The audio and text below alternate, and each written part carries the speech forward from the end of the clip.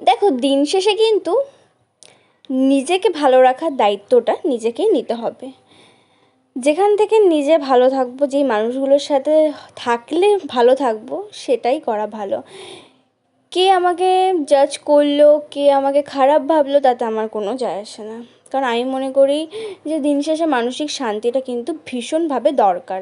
ঠিক আছে, নেগেটিভ মানুষ তো আমাদের চারপাশে অলওয়েজ থাকেই, যারা অলরেডি কিন্তু আমরা কোথায় যাচ্ছি, আমরা কি করছি, আমরা কাদের সাথে মিশছি, সেটা নিয়ে কিন্তু গসিপ চলতেই থাকে তাদের। কিন্তু চলো, আমি তাতে কিন্তু কোনো নাকি গলাই না, কারণ আমার কোনো প্রয়োজন পড়ে না যে আমাকে নিয়ে কে কী ভাবলো, কে কী করলো।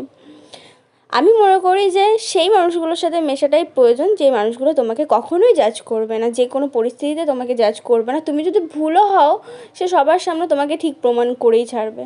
কারণ এটাই হচ্ছে ফ্রেন্ডশিপ, বা এটাই হচ্ছে ভালোবাসা।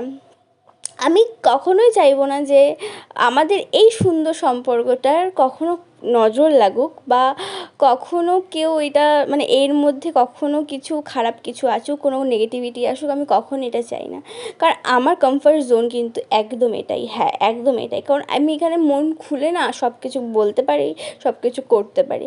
এরা কখনোই আমাকে জাজ করে না যে আমি কেমন মেয়ে, বা আমি কি করছি কি করছি না। আমি জাস্ট একবার বলবো যে আমার প্রবলেম হচ্ছে, তারা পেছনে একবার ঘুরে তাকাবে না যে তাদের লাইফে প্রবলেম চলছে কি না। তারা আমার প্রবলেম সলভ করতে চলে আসবে, সেটা যখন হোক, যে কোনো পরিস্থিতি হোক।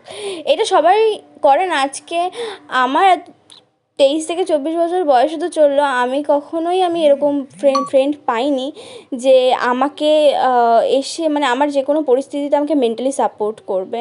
আর মেন্টালি সাপোর্টটা আমার কাছে দিন শেষে অনেকটা বড় একটা জিনিস। সব থেকে খারাপ সময়টা আমি এদেরকে পাশে পেয়েছি। আর আমি এটা বলতে পারি যে হ্যাঁ, এরা কখনো আমাকে কখনো বিট্রে এরা করবে না, বা এদের সেই মেন্টালিটি নেই, বা এরা কখনো আমাকে ছেড়ে যাবে না, এটা আমি বলতে পারি।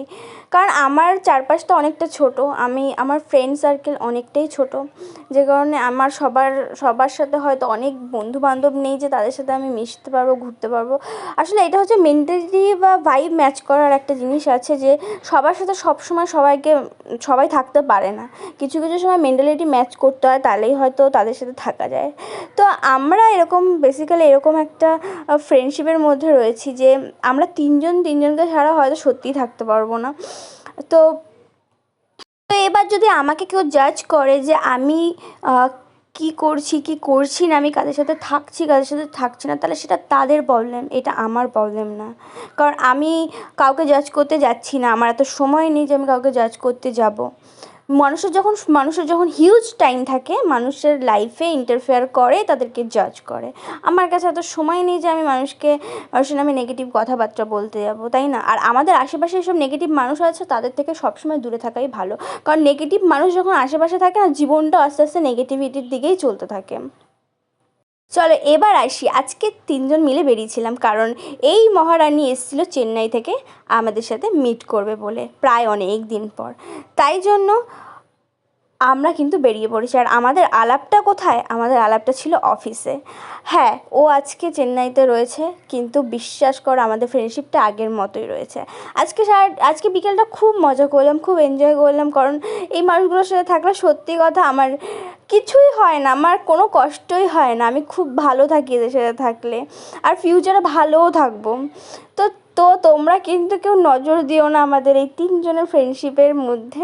তো সবাই তোমরা ভালো থেকো, আর আমরাও কিন্তু ভীষণ ভালো থাকবো। তো চলো, আজকে তোমাদের এই ভ্লগটা কেমন লাগলো জানিও। আজকের মতন টাটা।